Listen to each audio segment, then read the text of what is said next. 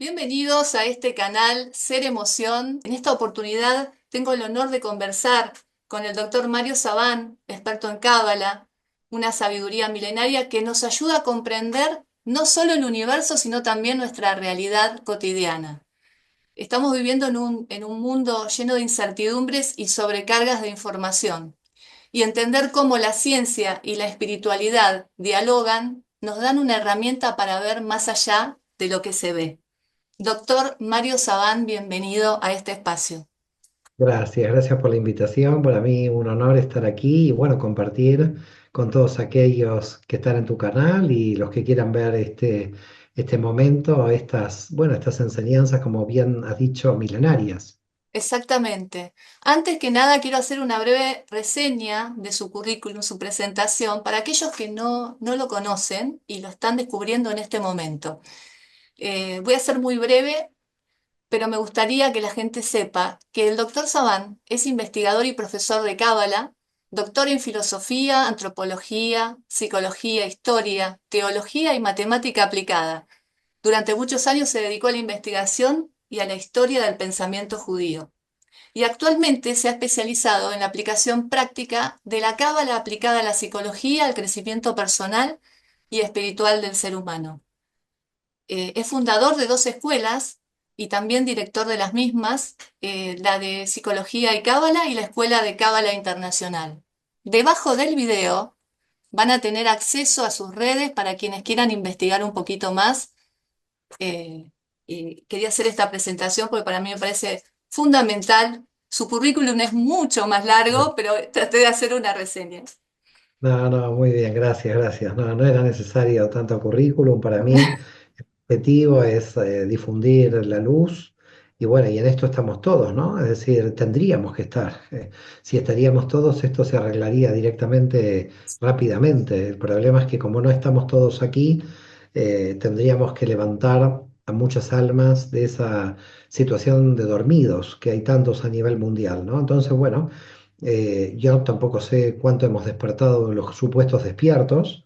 Creo que igual tenemos que seguir despertando, es un proceso largo, no es un proceso rápido, pero bueno, yo creo que hay algunos que estamos intentando, digamos, conectar con la fuente, intentando comprender que el mundo es más allá de lo visible, más allá de la materia, y si no llegamos a comprender esto, iremos muy mal. Por lo tanto, bueno, es con cierta urgencia que tenemos que comprender lo importante que es la energía y lo importante que son los mensajes para un mundo mejor, ¿no? Porque al final lo que uno está trabajando es para una humanidad mejor, más refinada, con un nivel de conciencia y no lo que estamos viendo hoy, que son estas guerras permanentes sin sentido. Totalmente de acuerdo, doctor. Y también estamos lo que comunicamos estas certezas. Antes de adentrarnos en el tema de hoy, quiero contarles que el título del tema es muy importante, inclusive en los momentos que estamos viviendo actualmente. ¿Existe un puente entre la ciencia y la espiritualidad? ¿Cómo define Mario Sabán espiritualidad? Bueno, mira, espiritualidad implica todo lo que vemos, todo lo que somos, todo lo que es el universo. La espiritualidad, desde el punto de vista de la Kabbalah, y estoy totalmente de acuerdo con esto, es lo que podríamos llamar el ser conscientes y darle valor a las energías que operan en esta realidad revelada. Por lo tanto, yo te diría que la espiritualidad abarca todo porque abarca la materia. No hay una espiritualidad dividida del mundo material. No hay un mundo material por un lado y un mundo espiritual por el otro, porque esto sería un dualismo que hace mucho daño, ¿no? La espiritualidad lo abarca todo, en el sentido de que estamos hablando de una conciencia por la cual siempre tenemos que estar avanzando a nivel interior, a comprender mejor la realidad, cómo funciona la realidad, y mientras más cerca nos estamos acercando en la comprensión de cómo funciona la realidad, más espirituales nos volvemos. Y fíjate qué curioso, ¿no? Porque los científicos avanzan en el mismo camino, es decir, la ciencia avanza en intentar comprender la realidad. Lo que pasa es que la diferencia entre la ciencia y la espiritualidad es, la ciencia explica cómo funciona la realidad o cómo, hasta ciertos límites, ¿no? Por supuesto. Y en la espiritualidad no solamente es cómo funciona, sino qué sentido tiene por el cual funciona así. Es decir, la diferencia entre ciencia y espiritualidad es que la ciencia investiga cómo funcionan las cosas, La Kabbalah investiga cómo funcionan las cosas, por eso se llama la ciencia de la Kabbalah, pero el agregado por el cual se es espiritual o la Cábala es espiritual es que funciona porque tiene un sentido ese funcionamiento. No es que funciona por un absurdo, no es que funciona porque tiene que funcionar así. Y entonces cuando hay espiritualidad, hay conciencia de sentido en todo lo que uno hace y en todo lo que uno ve. Es decir, la diferencia entre una persona que se encuentra en el mundo espiritual y no se autoengaña, que se encuentra en el mundo espiritual, es que le otorga sentido a todas las cosas. Si alguien no le otorga sentido a las cosas, no está en el mundo espiritual porque tiene baja conciencia, lo cual no quiere decir que con el tiempo no aumente su conciencia y finalmente pueda darle sentido a todas las cosas. Darle sentido a todas las cosas es difícil porque, bueno, es todo un trabajo de investigación de la realidad que lleva muchos años. Es decir, tampoco le podemos mentir a la gente diciéndole que esto en 2, 3 días, con una gran iluminación, se logra. Es un trabajo de comprensión, es un trabajo de lectura, es un trabajo de introspección, es un trabajo de meditación, es un trabajo en la acción, es un trabajo en relación con los demás, viendo todas las proyecciones y contraproyecciones que hacemos con los demás.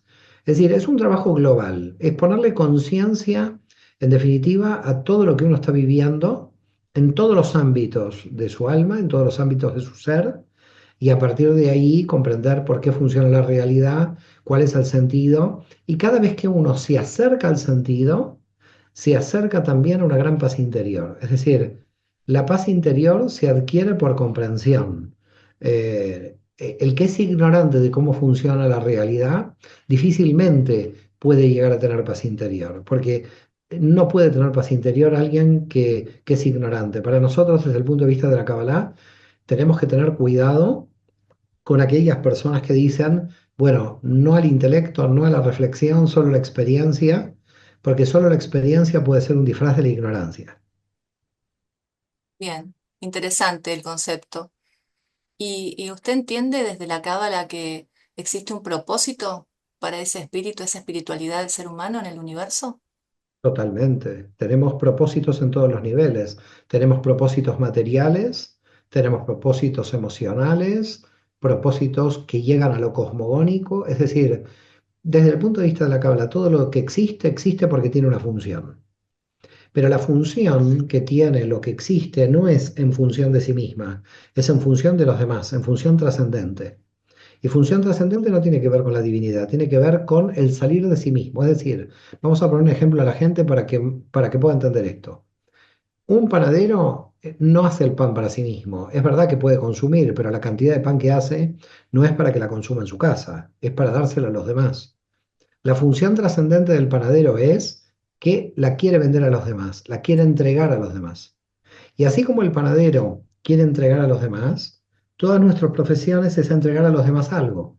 Es decir, entregamos una enseñanza, entregamos un pan, entregamos un servicio.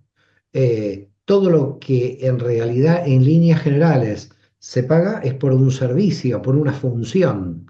Lo que pasa que cuando hay funciones desviadas aparece el ejército, la policía, los políticos, donde ahí se desvían todos los recursos. Pero esas son, yo diría, fuerzas satánicas en el sentido que se desvían los recursos. Pero cuando uno realmente está correctamente situando los recursos, entonces uno se da cuenta de que todo tiene su función. Cosmogónicamente, el mal también tiene su función. Lo que pasa que habría que hablar de dos niveles de función, ¿no? La función de mi alma en función de solamente mi alma y en función de lo que hay afuera, y luego ver cosmogónicamente cómo se mueve la realidad. A veces no podemos comprender el sentido global de cómo se mueve o por qué se mueve lo que se mueve. El mal muchas veces se mueve y cuando se mueve no tenemos comprensión del mal en sí mismo, pero con el tiempo nos damos cuenta de qué función de aceleración en el nivel de conciencia tiene ese mal. Claro. Y también en ese punto coincide con la ciencia, porque si todo tiene una fundamentación, la ciencia también busca lo mismo, de alguna manera, en todo lo que Es se que, presenta.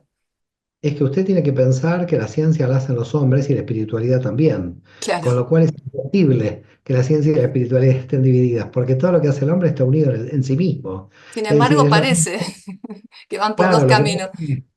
Lo que pasa es que son caminos que toma el ser humano para revelar la realidad y además son totalmente compatibles porque, em, ya le digo, ¿no? A la cábala se la llama la ciencia de la cábala porque nosotros no la consideramos una sabiduría, la consideramos ciencia porque tiene métodos y tiene métodos de conocimiento. Y yo le diría más, lo que nosotros llamamos ciencia hoy tiene un objeto muy limitado, porque las ciencias que conocemos hoy son prácticamente estructuradas a partir del siglo XVIII y XIX, sobre todo el XVIII. Entonces, ¿la química cuándo nació? Bueno, la química nació en tal siglo, claro, pero antiguamente, ¿quién estaba en la química? Y bueno, los alquimistas que estaban en el mundo espiritual. Entonces, si usted empieza a ver dónde está el origen de todas las ciencias, se va dando cuenta de que dentro de la espiritualidad, dentro de estas sabidurías ancestrales, en mi caso la cábala, pero en todas las sabidurías ancestrales, se entiende la realidad como un todo, no dividido. Es decir, no podemos entender la creencia por un lado, la ciencia por el otro. Yo pienso, si usted me apura, para entender por qué tenemos esta división, yo creo que esta división empieza con Averroes en el siglo X, XI, en la España medieval, porque Averroes tenía un problema que lo solucionó relativamente bien, no mal, pero que creo que llega hasta nosotros y nos ha influido en todo. Averroes tenía el problema de que las verdades de la ciencia no las quería mezclar con las verdades de fe. Entonces él decía que las verdades de fe son verdades en el campo de la fe y las verdades de la ciencia en el campo de la ciencia.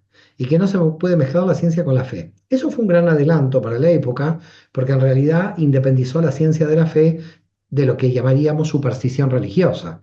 Así que no estuvo mal esa división. Lo que pasa es que hoy esa división no tiene mucho sentido, porque hoy nos damos cuenta de que hay una convergencia, que lo que está explicando la espiritualidad también lo está explicando la ciencia. Exacto. Entonces me parece que estamos resolviendo un problema que nos dejó Averroes, que yo entiendo que Averroes lo hizo en su momento por un motivo histórico, esa división, porque para ser científico no podía decir no creo en Dios y soy científico, no, tengo que ser científico y tengo que creer en Dios y son como dos objetos diferentes, que no se tienen que relacionar de ninguna manera.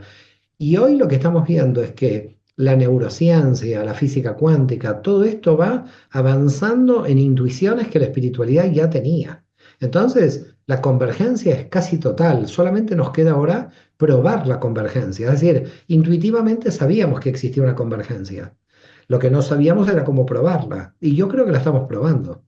Claro, otro físico, un físico, David Bohm, fue el que dio la teoría del orden implicado, que me llamó mucho la atención porque también coincide con una observación que hizo posteriormente Jacobo Grinberg sobre la latiz y cómo todo está interconectado. Entonces esa es la otra pregunta que le quería hacer. ¿Qué opinaba desde la Cábala con esta Mire, interpretación? La cábala habla de esto desde el siglo X, es decir, que vamos cambiándole el nombre nada más, ¿no? Claro, El orden implicado, la latiz, y seguirá habiendo otros científicos que irán cambiando el nombre. Pero nosotros ya tenemos un nombre de hace más de 10 siglos, que es claro, Dat. Y Dat es el conocimiento que interrelaciona toda la realidad. Entonces, esto nosotros ya lo conocemos. Claro, alguien podría decir, bueno, ¿cómo lo medían? Bueno, todavía claro, nadie lo termina de medir. Pero en realidad sabemos que hay una interrelación entre toda la realidad. Sabemos que yo estoy pensando en mi primo y a los 10 minutos aparece mi primo o me llama mi primo por el móvil. ¿Qué es totalmente. esto? Esto es el orden implicado, la latiz de David Bohm y Dat, que sería esa energía, llamémosle energía cosmogónica o en términos más religiosos, energía divina o como la quiera llamar, que nos está uniendo a todos por igual. En todo momento estamos uniéndonos y con las almas del otro lado también. Es decir, que los científicos ya se están dando cuenta de que existen almas del otro lado. Tampoco la pueden medir hoy todavía, pero en todas las culturas aparecen experiencias, las experiencias cercanas a la muerte en todas las culturas, Sí. almas que hablan del otro lado en todas las culturas, viajes astrales en todas las culturas. Creo que me parece que lo que está sucediendo hoy es algo muy interesante porque nos estamos tomando en serio algo que luego de la Revolución Francesa, con el racionalismo, se lo tradujo en simple superstición. Es decir, el racionalismo puro y duro de la Revolución Francesa, todo lo que tenía que ver con lo religioso lo tomaba como superstición y Claro, ahí todo lo intuitivo se mezcló con lo religioso. Y una cosa es lo religioso y otra lo espiritual. Entonces puede haber superstición, indudablemente, hay mucha gente supersticiosa, pero cuando hablamos del campo intuitivo no hablamos de superstición, hablamos de un conocimiento sensorial, de un conocimiento o extrasensorial, si se quiere, que luego la ciencia, cuando avanza, vemos que luego lo ratifica, pero como que va la ciencia más lentamente tratando de descubrir la fórmula, ¿no? Es decir, yo muchas veces pongo el ejemplo, antes de Newton, antes de que se descubriera la ley de la gravedad, no había gravedad, es decir, las manzanas no se caían. Es decir, las manzanas se cayeron siempre, solamente que Newton hizo la fórmula. Entonces, claro, hoy, por ejemplo, decimos, descubrió la ley de la gravedad. No, el señor Newton no descubrió la ley de la gravedad. La ley de la gravedad, toda la humanidad la sentía cuando se les caían las cosas. Ya la sentíamos. Lo que hizo es formalizar en una fórmula la ley de la gravedad y la explicó de manera formal, pero la sensación de la ley de la gravedad siempre se sintió. Por lo tanto, yo creo que hay aquí un problema, entender que nosotros nos explicamos las cosas solamente porque aparezca la fórmula científica. No, nosotros nos explicamos las Totalmente. cosas porque las cosas funcionan como funcionan y luego viene la ciencia a explicarnos las fórmulas. Exactamente. Y en ese sentido, ¿qué papel juega la mente humana en la creación de esa realidad? Porque Absolutamente, es- es- absolutamente, un papel fundamental. Un papel fundamental. La mente humana es la que puede ver si hay un atardecer tenebroso o un atardecer muy bonito. La totalmente. percepción de la mente es terrible, por eso a la mente hay que darle de comer bien. Es decir, así como nosotros comemos porquerías o comemos bien, a la mente hay que hacer lo mismo, la mente tiene que comer bien. Y entonces, ¿qué quiere decir comer bien? Buenos pensamientos, una actitud positiva frente a la vida, fuerza de la emuná, que es en términos de la Kabbalah la confianza. Es decir, si tú a la mente le vas poniendo ideas positivas, tu realidad se va volviendo positiva pese a la peor realidad que tengas. Es decir, la peor realidad que tengas, si la comprendes, la aceptas o la llevas adelante. Y hemos tenido cientos de casos de personas que estudian la Kabbalah que perciben la realidad cada vez mejor y esto las impulsa a desarrollarse en su vida. Por lo tanto, es indudable que la percepción mental de la realidad es clave para el avance de la conciencia. Entiendo que no es fácil porque cuesta muchísimo que la gente se abra a ese pensamiento, porque piensan que las cosas le pasan porque le tienen que pasar. Y hay un espacio de creación, y esa es la parte que más me interesa, ¿no? Todo lo que podemos crear a partir de nuestros pensamientos. Y también a eso Claro, claro, el tema aquí es si es cosmogónico o no, hay que ver de dónde lo veas, porque si uno lo ve desde lo cosmogónico, desde lo que llamamos nosotros el Ein Sof, nada se crea, porque todo se revela. Es decir, todo lo que nosotros creemos que creamos ya preexiste. Nosotros lo descubrimos en realidad, todo lo creado es descubierto, ¿no? exacto, Eh, de todas maneras, nosotros desde nuestra percepción lo sentimos como creado. Así que hay como dos percepciones de lo que revelamos, que ya existe, y de lo creado. Más allá de cómo lo veamos, si como revelado o creado, hay un impulso a el descubrimiento del misterio. Es decir, el fundamento de la realidad es el deseo, como dice el Zohar, por una parte, pero ¿qué uno desea? Uno desea descubrir lo oculto, lo secreto. claro, Por lo tanto, el deseo avanza en la medida en que va revelando los secretos del universo.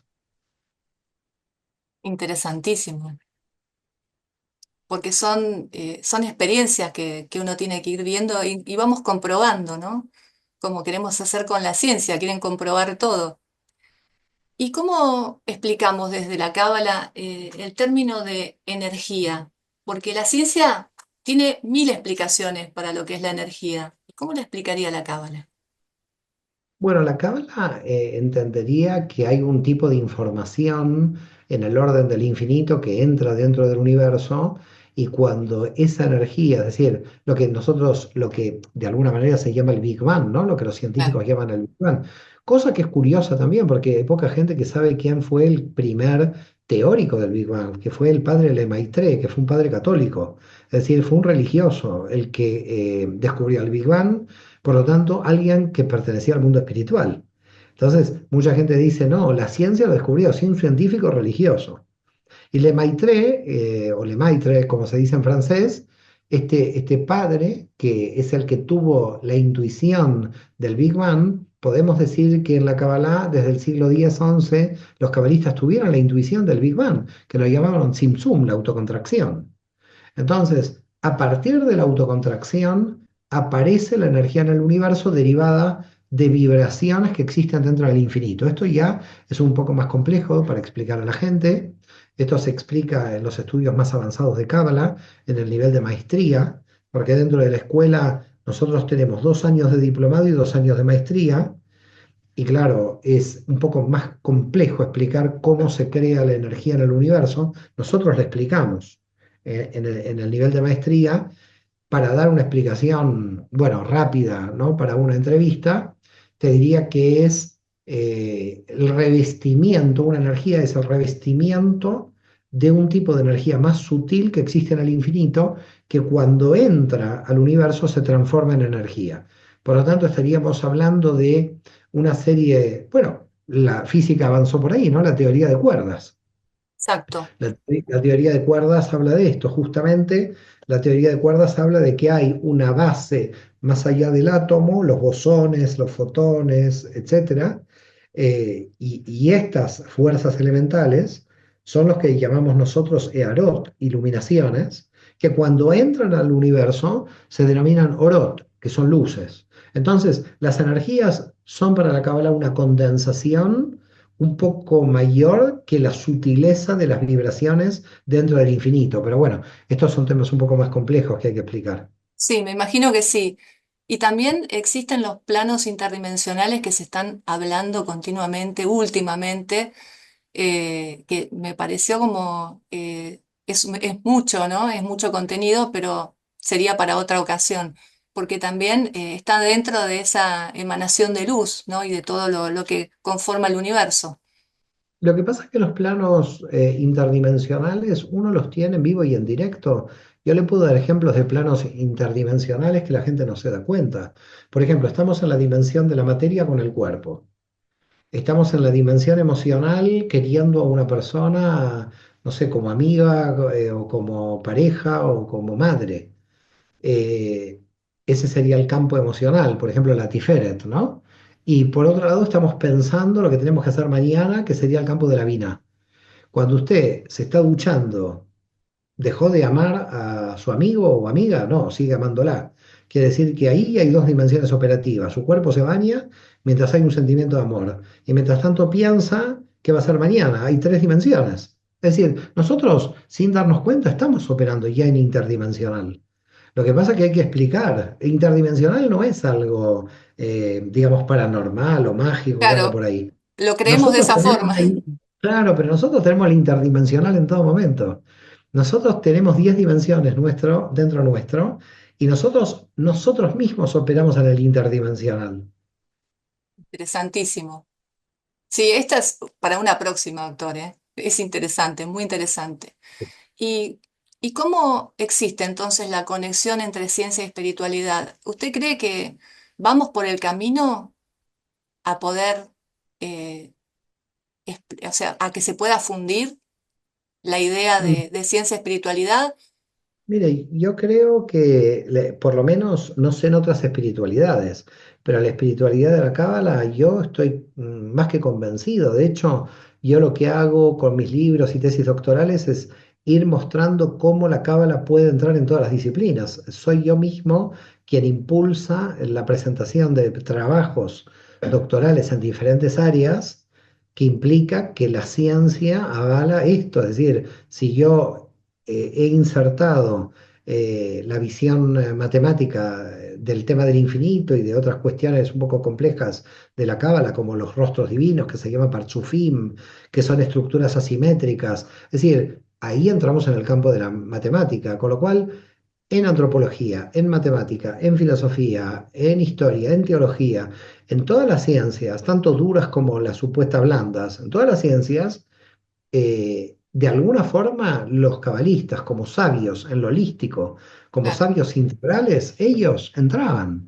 Lo que pasa que, les vuelvo a repetir, la cuestión es que yo creo que la ciencia ha tomado un camino, alguna parte de la ciencia, no toda, sí, algún camino de cierre dogmático, se han encerrado. Un poco, algunos es como imitación de los teólogos medievales que se cerraban en sus ideas, en los dogmas, ¿no? claro, Entonces, aparece dentro de la ciencia un tipo de racionalismo muy, muy negativo que de alguna forma disfraza el dogmatismo y al disfrazar el dogmatismo advierte un bloqueo a la capacidad del conocimiento de tipo intuitivo, a la capacidad de comprensión, pero yo creo que no hay forma de que no se unan. Yo creo que de hecho ya se está produciendo esta unión, es decir, ya estamos en el proceso de la unión entre ciencia y espiritualidad. No, no es que se van a unir en el futuro, yo ya lo veo hoy, en tiempo presente,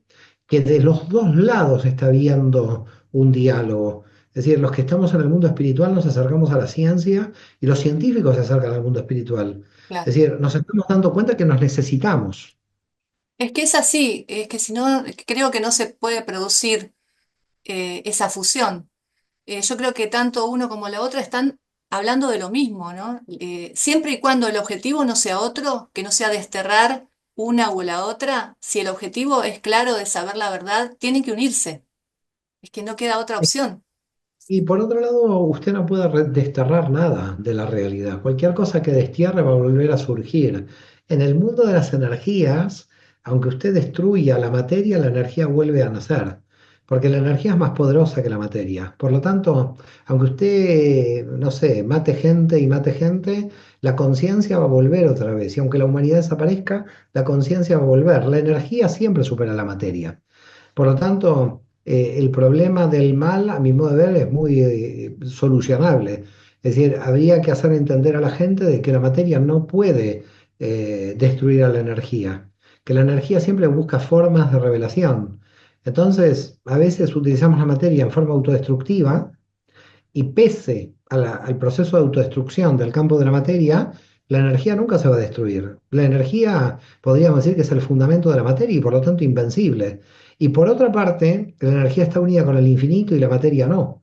La materia es un estado de la energía y siendo un estado de la energía, toda materia puede desaparecer, pero no la energía. Por No, lo claro, tanto, entre materia y energía, siempre la energía va a llevarlas de ganar. Entonces, que la gente se vuelva materialista es un absurdo, porque la materia termina pereciendo en el cementerio. Es decir, una persona puede juntar lo que quiere y después morir. Por lo tanto, al final, la materia se desgasta, desaparece la forma, se muere y lo que queda es la energía. totalmente. Y además que la energía antecedió siempre a la materia, desde la palabra, ¿no? Desde la energía La creadora. antecedió, claro, la antecedió y la controla. Y cuando la materia se descontrola de la energía, es cuando se causa el mal. El mal es cuando la materia pierde conciencia de que es energía. Veo muchas coincidencias en la Cábala con algunos principios del Kybalión, o, ¿no? De las leyes espirituales universales. Y me llama mucho la atención desde lo que es la creación y en varios otros puntos. Y puede ser que estemos a punto de descubrir entonces, como decía anteriormente, que al final no existe la separación. Nunca existió la separación. La separación solo existe para que nosotros hagamos el trabajo de unión. ¿Es para darnos trabajo a nosotros? Claro que sí, si no estaríamos muy aburridos. Imagínense si no tenemos que trabajar.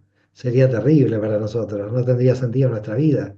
El trabajo lo tenemos que hacer nosotros, pero la unión ya está hecha. Es decir, todo está unido en lo oculto, solamente que no somos conscientes que está unido y por lo tanto tenemos que trabajar en la unión. Y nuestro trabajo es la unión, pero unión de alguna manera que se alcanza solamente por poner conciencia de que lo que existe ya está unido. Nosotros creemos estar separados, pero nunca vamos a estar separados porque somos parte del cosmos. Por lo tanto, somos entes cosmogónicos, no estamos separados de la realidad. ¿Estamos viviendo en una ilusión, doctor? No, estamos viviendo en una fractalidad de la Matrix. En Ok. esta realidad es real no la podría calificar de ilusión, porque calificar de ilusión es negar la realidad que vivimos. Y la realidad que vivimos no se puede negar porque en el nivel en que nos encontramos es real. En los otros niveles es energético. Entonces decir que es una ilusión es negar la realidad de la autocontracción. Un bebé no vive en una ilusión, vive en su realidad. Que yo haya crecido al nivel de conciencia del bebé no implica que el bebé veía una ilusión, veía la realidad que podía ver. Lo que vivimos es en un estado de limitación, más que de ilusión. De limitación. Y eso Así está es. determinado por nuestras creencias, ¿verdad? Eso está delimitado por todo, por el ADN, por nuestras creencias, por la naturaleza del alma, por los límites del universo. Eso tiene muchísima cantidad de limitaciones en diversos niveles de la realidad. Hay limitaciones físicas en el ADN, hay limitaciones con respecto a los condicionamientos políticos, sociales, culturales, religiosos, en el nivel de Yetzirah, como decimos en la Cábala. Hay limitaciones en cuanto a la subjetividad de la propia alma, porque el alma encarna y viene con una identidad, por lo tanto yo la identidad de mi alma no la elijo, también está predeterminada. Es decir, en definitiva, viene condicionada por todo. ¿Y dónde está el límite en todo lo que está condicionado y el libre albedrío? ¿Cómo juega lo que está condicionado a ser y el libre albedrío? El libre albedrío elige entre todo lo condicionado. También está sesgado. No, no, usted elige entre las condiciones de su alma y las condiciones culturales. Bueno, pero elegimos al fin. Hay Sí, una franja que podemos elegir. sí, pero va a elegir siempre lo que está destinado a elegir, que es su alma. Es decir, que igual su elección termina siendo donde tiene que llegar. Todas las elecciones nuestras llegan a donde tienen que llegar. Por lo tanto, hasta que lo que elegimos está predestinado. Interesantísimo el tema y da para muchísimo más, doctor. Si tiene Así que es, así es. darle, sí, aparte me encanta su forma didáctica de expresarlo. Em, ¿Qué mensaje le daría a todos los que están escuchando en este momento y están viviendo lo que vivimos en el mundo hoy? Bueno, cada uno tiene su realidad, ¿no? Es decir, hay que tener cuidado, porque todos estamos en el mismo barco, pero algunos están como con el capitán y otros están en la turbina. Entonces, cada uno está en otra realidad del barco. Entonces, es muy difícil aquellos... yo pienso que hay dos mensajes, y los dos mensajes es un mensaje que los une, ¿no? A los que sufren, decirles que sufren por ignorancia, porque si comprenderían la realidad dejarían de sufrir. Y a los que se sienten vacíos, decirles que luego del vacío hay luz. Me parece que hay dos mensajes de acuerdo a dónde se encuentra cada uno. Qué interesante, doctor. Muchísimas gracias por su No, al ponencia, realmente, contrario. por esta entrevista. Estoy muy agradecida y nosotros desde el canal Ser Emoción vamos a continuar haciendo entrevistas de este calibre porque nos interesa que personas idóneas nos den el mensaje. Muchísimas gracias Gracias, gracias, nuevamente y queda gracias, la Gilda, puerta gracias. abierta para una próxima entonces. Gracias, Gilda, un placer muy grande. Un saludo a todo el equipo de Ser Emoción y gracias. Muy contento, muy feliz de estar aquí. Muchísimas gracias a usted por su tiempo. Gracias, gracias, Adiós. Shalom.